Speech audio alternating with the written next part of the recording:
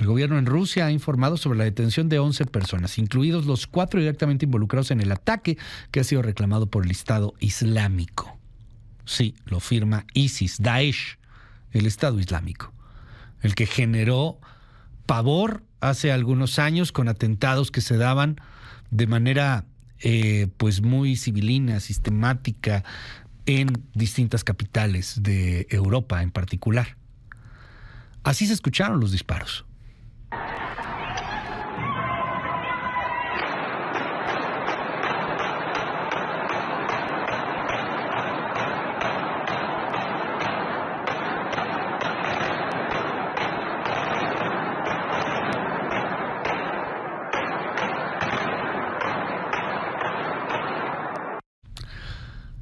El presidente ruso, Vladimir Putin, señaló que los terroristas podrían haber huido hacia Ucrania, o tenían la intención, mejor dicho, de huir hacia Ucrania.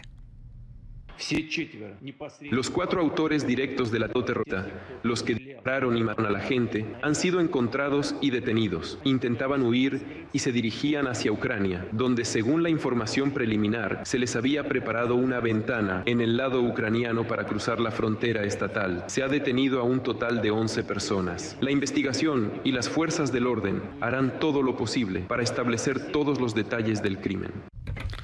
Antes del ataque, Estados Unidos había advertido a Rusia, por ahí del 7 de marzo, que había células de radicalismo islámico planeando un atentado masivo en su territorio. Putin exigió más pruebas a la Casa Blanca. Con todo, insisto en que esto ya se había avisado desde el 7 de marzo. Escuche.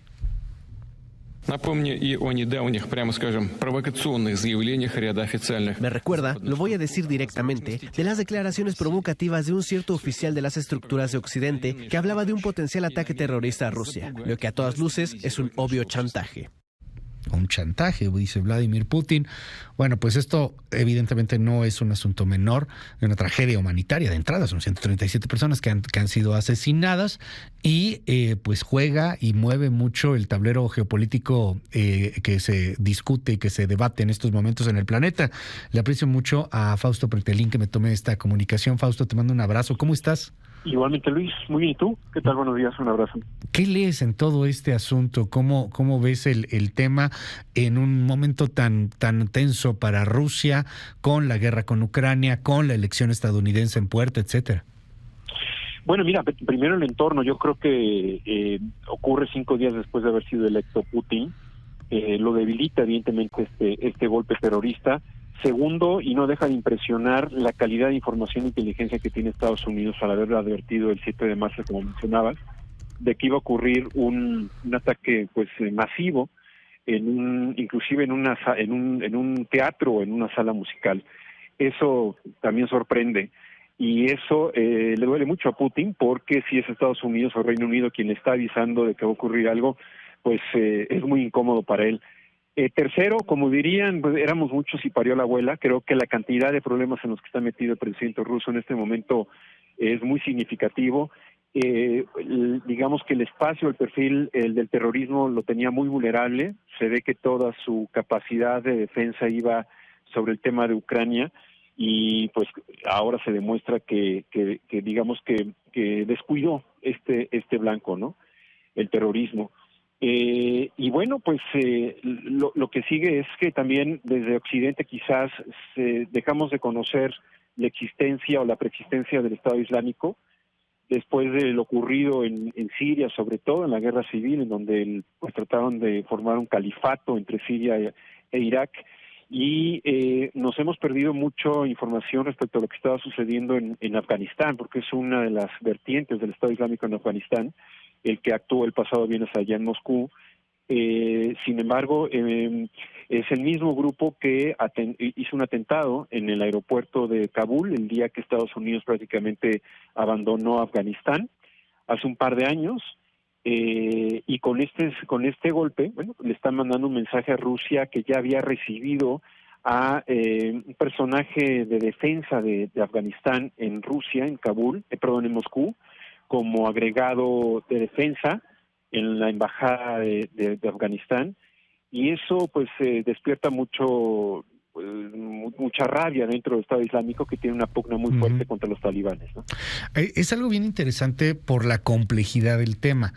Aquí no es tan sencillo como el Cruz Azul contra el América, ¿no? O sea, a ver, es un asunto bien complejo, porque si bien es cierto que en estos momentos Palestina, por ejemplo, esta zona de Gaza, la misma Irán con todo lo que está generándose, puede interpretarse como un enemigo de Occidente, de los gringos concretamente, que también están en una pugna con Rusia. Lo cierto es que Rusia tiene una pugna con una parte importante del Estado Islámico. Máxime si nos vamos hacia lo que pasaba con Chechenia y los chechenos, que se fueron haciendo más hacia la religión musulmana, hacia el Islam, y que fueron responsables de varios atentados en los últimos años en Rusia. Sin embargo, entiendo, dándole por ahí una googleada, querido Fausto, pues creo que este es uno de los peores atentados que se han sufrido, ¿no? Si acaso en el 2002 hubo un atentado similar, volaron por ahí el Teatro Dubrovkova en Moscú y mataron a 130, pero eso pues hace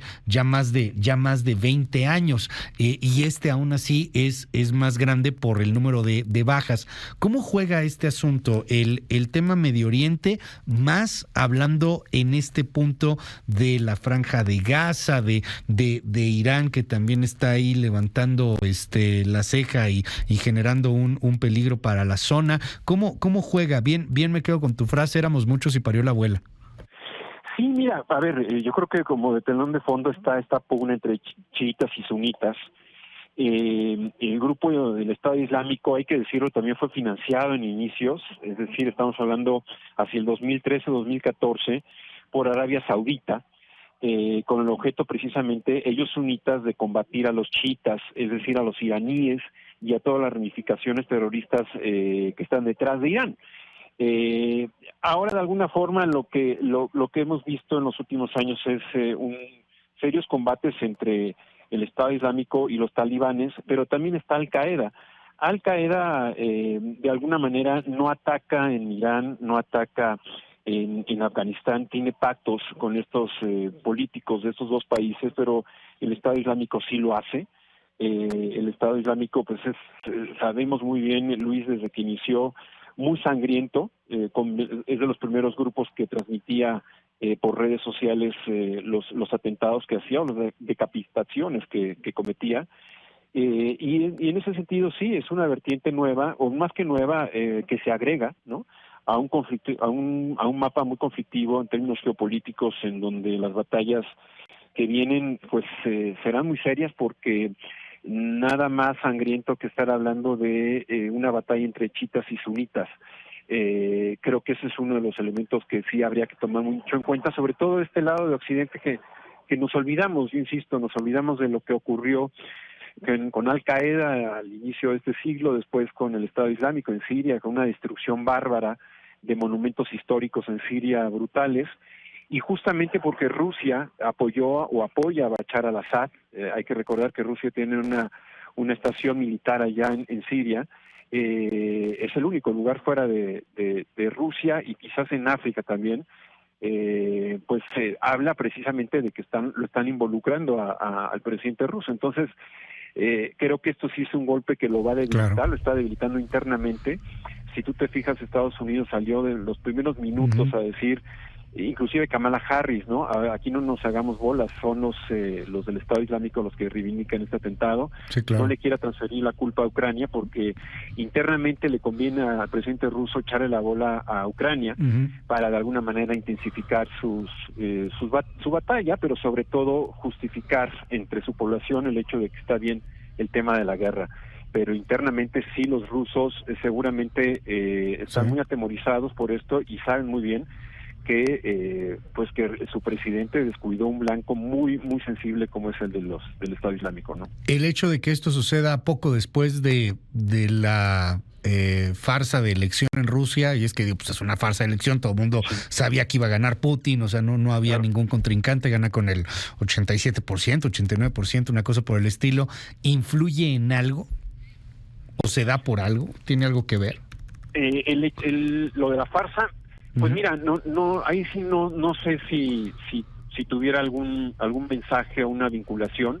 Yo creo que los islamistas van a lo suyo Sí, y claro.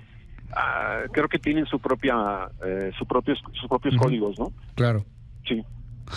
Oye, y finalmente esto fortalece de alguna forma a Zelensky y a Occidente, más ahora que pues tienes a un Macron que ha estado hablando de pronto de ser más activo en la guerra entre Rusia y Ucrania. ¿Cómo le pega esto a Occidente en particular? ¿Lo hace más fuerte? Sí, todo lo que debilite al presidente ruso fortalece a Zelensky y fortalece a Europa. La OTAN, hay unos reacomodos impresionantes ahora con la parte nórdica de Europa, el ingreso de Suecia y Finlandia a la OTAN, los vuelcos que da Alemania en temas de seguridad precisamente por el temor de Rusia. Entonces esto sí debilita evidentemente al presidente ruso. Fausto, te mando un gran abrazo, como siempre es un honor tenerte aquí en este espacio y te aprecio que nos regales estos minutos. Gracias, Luis, igualmente. Un abrazo.